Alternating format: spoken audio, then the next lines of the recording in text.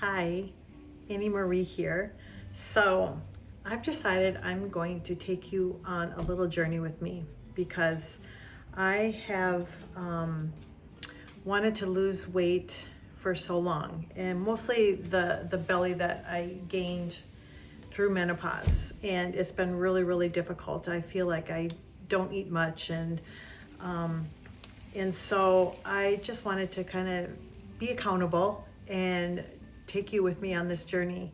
I have been studying and reading for years on health and nutrition, and just because I've always wanted to maintain being healthy, because I want to grow old and be healthy for my children and my grandbabies, and I just want to have a really quality of life. And so I feel that comes through being healthy, which I am. But I just can't seem to lose this belly.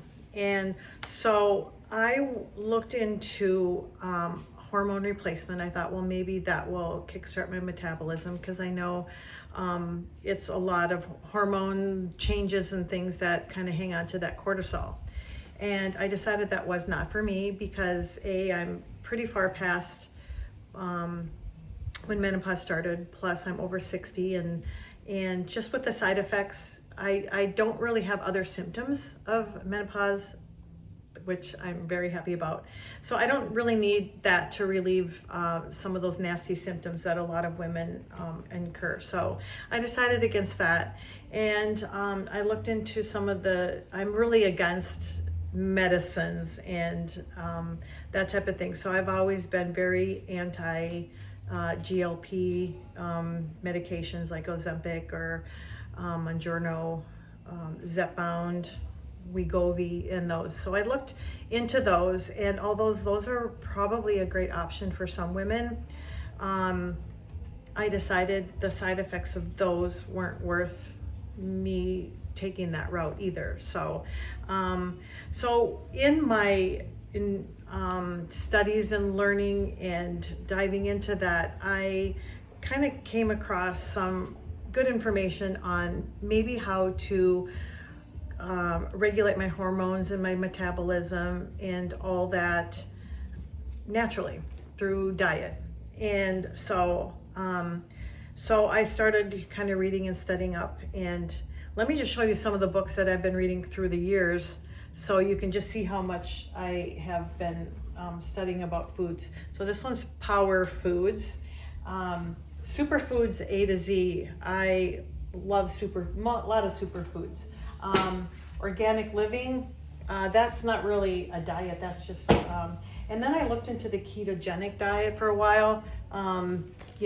So I've got a couple books and cookbooks on the ketogenic diet.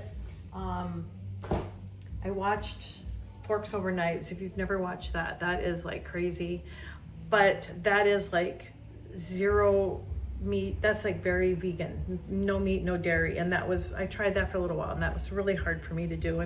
And a lot of these doctors say that we really do need some of those animal proteins and stuff. This is Superfoods, Eat to Live. This is a really good book. Eat to Live by Joel Fuhrman. Barbara O'Neill, Sustain Me. This is just a handbook of natural remedies, and I'm really enjoying this. So this has got some really great ideas just to maintain health, and this is not only nutrition, but this is mind, body, soul work. So this is a really good book. I recommend that one. Not done with this one yet. I kind of am going chapter to chapter. And this one is really good. Food, What the Heck Should I Eat? This is by Mark Hyman, and he's a really good author. I really like his books. And the one I really liked was Young Forever. Kind of a takeoff of the other book, same Dr. Mark Hyman. So this is a really good book too. And he goes through the same thing, like mind, body, soul. Like, it's not just what we eat that keeps us healthy. It's how we live our life. It's exercising, it's stress reduction and all that. So that's a really good book as well. So anyway, so I've been decided that I am going to go about it the most natural way that I can. So for me, it's high protein, high good fats, very low carb, low sugar, just sugar that's in fruit and not much added sugar. And I do have some sugar substitutes that I actually like. I do not like stevia, and I don't like anything with stevia in it. I can taste it the second I put it to my lips. So a lot of like the low sugar or no sugar added type things have stevia in them. So I've really been, diligent in trying to find products that I can eat and drink that, and I'm making a lot of more stuff on my own too. So I just want to be accountable, and I'm a week in, and I didn't weigh myself the first week because I was out of town, but I am at 180 pounds. That's like where my body has been for several years, and I am not okay with that. And I know as women, as we age and get older and our bodies change, we're supposed to be okay with our bodies the way they are. And in my work, I tell women they're beautiful the way they are, but it's just, I don't feel good at this weight. So, and then this is 180. I wear my tight clothes. So this is 180 pounds.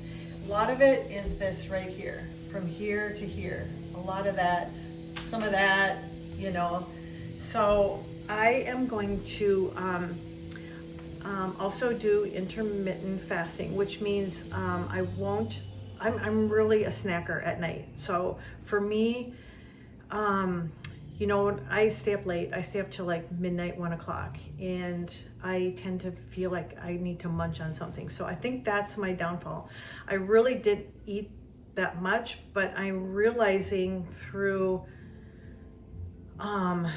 using the apps to find what's in foods and learning what I shouldn't have in foods, I was really eating bad stuff. I mean, like in the morning, I would love a bowl of Cheerios and blueberries. Well, a cup of blueberries, I think that's the serving size, has like a couple tablespoons of sugar in it. And here I thought I was eating good. I thought Cheerios doesn't have sugar in it because, it's not flavored and it's not coated. And I was eating literally probably 2 servings. So just in the morning with the cereal. And I was drinking vitamin waters because I don't like bubbly waters, and I don't drink fruit juices because they're so full of sugar. Everything's so full of sugar. Gatorade's horrible for you. I'm realizing that one of those bottles of vitamin water has maybe like a tablespoon and a half of sugar. And so just in that, I was just overdoing the sugars, which turns into fat, cortisol. So a lot of changes in my diet. And so intermittent fasting, basically, after dinner, I don't munch or snack at night, and I don't eat until probably lunch the next day. And that gives my body rest, and it gets it prepared for healthy metabolism. So, and then I eat my lunch, and then I don't snack until dinner. So I eat 2 full meals a day, and that's doable for me because I'm not always that hungry. And I found out that's what those GLP drugs do, is it makes it so you're not hungry because it slows down your digestion. Well, I'm not hungry anyway, so am I going to take a drug to not be hungry if I'm not hungry anyway? It's just a matter of what I'm eating and being very diligent and careful and getting rid of carbs, because I know my body holds on to those carbs and turns that into fat. So if I don't have the carbs and the sugar in my body, I'm gonna burn the fat, because if we have a lot of carbs and sugar, we burn the carbs and sugar first, and then we burn the fat. So I'm just depleting my body of those unwanted carbs and sugars. Carbs turn into sugars. So being very diligent with my diet and finding some fun foods that I can eat. I have a cool app on my phone now from Dr. Berg that it's a junk food meter, and basically it just tells you what it has in it. Like starches are really bad. Starches turn into sugar. A lot of the seed oils are bad. So things may say they're healthy, but they may contain a lot of that type of thing too. So it's just a lot of, I don't want to say investigation, but it's a lot of just learning what foods I can eat. So So anyway, so 180 pounds today, and I will probably check in maybe once a week and kind of tell you how my week went, some of my favorite things. I have found a few things to eat that I actually love, and trying just to find the crunchy, salty, carby substitutes. So I actually found moon cheese, which is really good, and I actually bake my own cheese, so it gets like in little crispy discs, and I find that hits my craving for the salty and crunchy.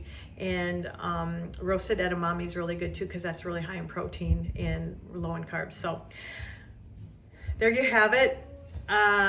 This body hopefully will not look like this for very long. And I just wanted to take you along if you're like me, who you don't want to take drugs and medications to lose weight and hit the goals that you want. So I'm gonna do this. You're gonna hold me accountable. Leave anything in the comments that you have found that maybe work for you. And yeah, let's do this. I'm back already. So I totally forgot to talk about the supplements that I've been taking. So I don't want to do medicines or drugs, but I do believe in supplementing things. So the first one that was really highly recommended for weight loss was berberine. And I've heard this from a lot of sources, and read about it and stuff. And so basically what it does is it helps the blood sugars. A lot of this is like people with diabetes take metformin, which is the drug for diabetes, lowering blood sugar. This is sort of a natural of that. So it reduces the blood sugar and helps with the cholesterol, lowering the bad cholesterols. And so this will aid in the weight loss because it helps with insulin sensitivity and weight loss. So that's the first one I'm taking. I'm also taking ashwagandha and curcumin, which is basically turmeric.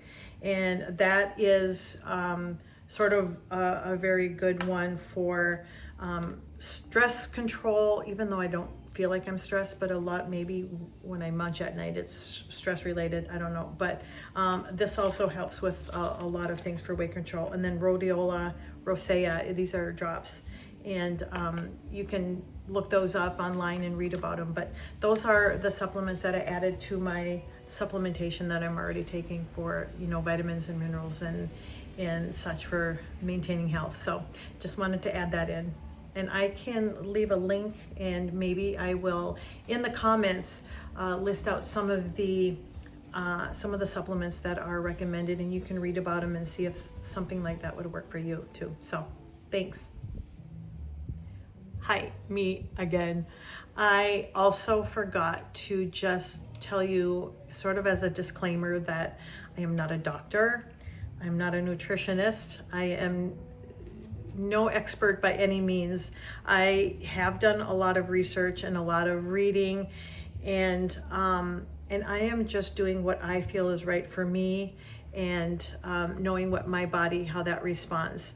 And so I just want to let you know that you need to find out what works for you and your beliefs and how your body reacts to food and medications and supplements. And so I just wanted to let you know that this is how I'm going to go about it for me, but you need to find out what works for you if you're kind of in the same situation where you need to lose a few pounds.